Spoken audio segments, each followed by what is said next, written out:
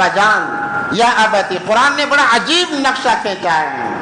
وَإِذْ قَالَ إِبْرَاهِيمُ يَا أَبَتِ لِمَ تَعْبُدُ مَا لَا يَسْمَعُ وَلَا يُبْصِرُ وَلَا يُغْنِ عَنْكَ شَيْئًا. اے ابا جان آپ کن خداؤں کو پوج رہے ہیں؟ لِمَ تَعْبُدُ کیوں پوجا کرتے ہیں، کیوں عبادت کرتے ہیں؟ مَا لَا يَسْمَعُ جو سن نہیں سکتے، وَلَا يُبْصِرُ اور دیکھ نہیں سکتے، وَلَا يُغْنِ عَنْكَ شَيْئًا اور تمہیں نفع تک نہیں پہنچا سکتے. انہیں بڑا عجیب لگتا کہ ایک پتھر کو تراشا جاتا، اس کا بت بنایا جاتا، خود اپنے ہاتھوں سے اس کی پالش کی جاتی اور اسے ایک جگہ رکھ کر کہا جاتا تو ہمارے کھانے کا انتظام کر، تو ہمارے بارش کا انتظام کر، تو ہمارے کپڑے کا انتظام کر.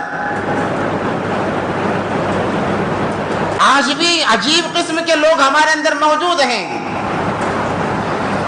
جب انسان مر جاتا ہے خود اسے نہلاتے ہیں، خود اسے کفناتے ہیں.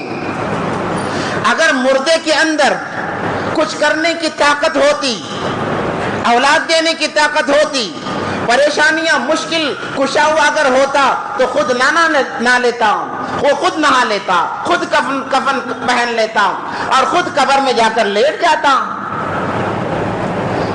بڑا عجیب معاملہ ہے. ہم خود نہلاتے ہیں، خود کفناتے ہیں، خود دفناتے ہیں. اگر ان کے اندر طاقت ہوتی تو وہ یہ کہتے دفنانا تو ٹھیک ہے، مٹی مجھ پر نہ ڈالنا، یہ مٹی کا بوجھ مجھ سے برداشت نہیں ہوتا. مگر کوئی طاقت نہیں ہے، خاموش مردہ پڑا ہوا ہے.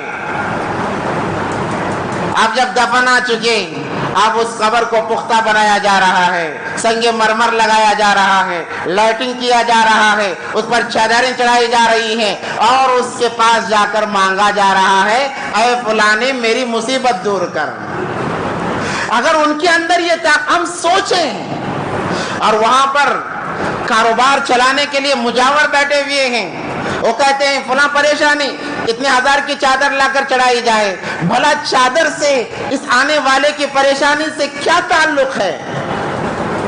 کیا وہ چادر حقیقی معنوں میں اس میت تک پہنچتی ہے؟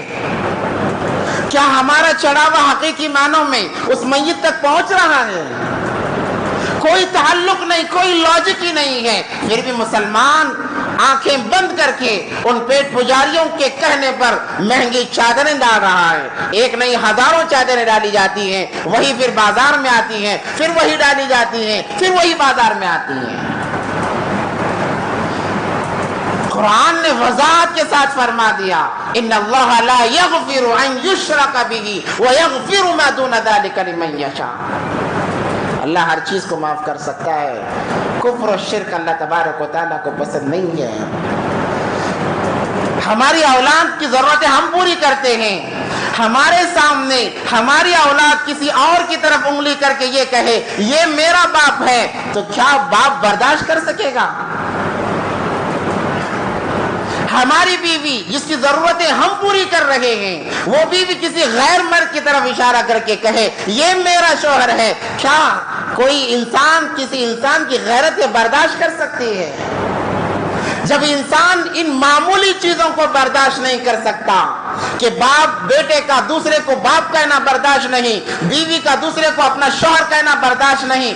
اللہ نے سب کچھ دیا ہے، آنکھ دی، کان دیے، ہاتھ دیے، زبان دی، پاؤں دیے، اور ان کے اندر ہاتھوں کے اندر کام کرنے کی طاقت، زبان کے اندر بولنے کی طاقت، آنکھ کے اندر دیکھنے کی طاقت، کان کے اندر سننے کی طاقت، دماغ کے اندر سوچنے کی طاقت، تمام اعضاء اور زندگی بہترین دی.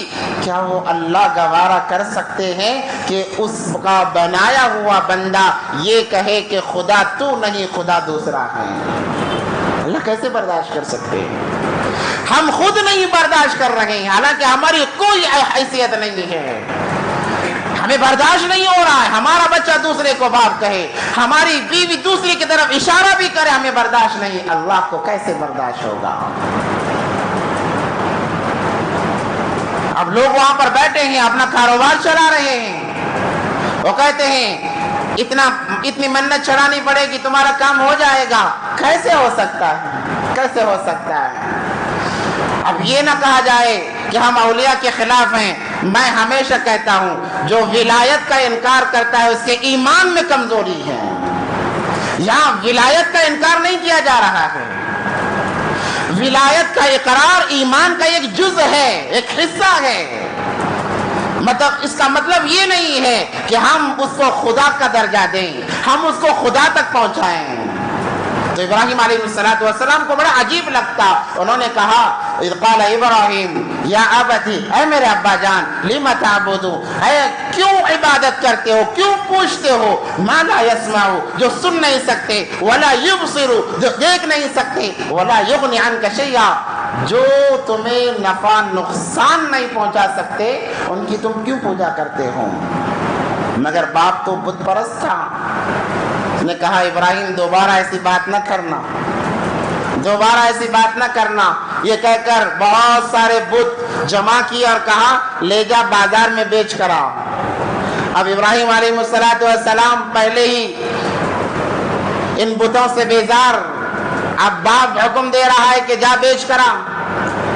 فصاحت دیکھی حضرت ابراہیم علیہ السلام کی، صاف انکار کر سکتے تھے مگر سمجھانا مقصود تھا، باپ کو بھی اور دیگر عوام کو بھی۔ بازار لے گئے بتوں کو، ایسے ہی خلیل کا لقب نہیں ملا ہے، آزمائشیں، حالات اور اس پر استقامت اور صبر، دو چیزیں ہیں حضرت ابراہیم علیہ السلام کو جنہوں نے خلیل تک پہنچا دیا، خلیل اللہ تک پہنچا دیا۔ استقامت اور صبر۔